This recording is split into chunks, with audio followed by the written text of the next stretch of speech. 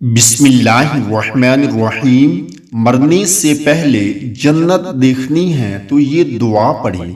حضور اقدس صلی اللہ علیہ وآلہ وسلم نے فرمایا، جس شخص نے ہر روز ایک بار یہ دعا پڑھی۔ دعا کیا ہے؟ سبحان القائم الدائم، سبحان الحی القیوم، سبحان الحی الذی لا يموت، سبحان اللہ العظیم وبحمدہ، سبوح قدوس رب الملائکۃ والروح، سبحان العلی الاعلی سبحانہ وتعالی۔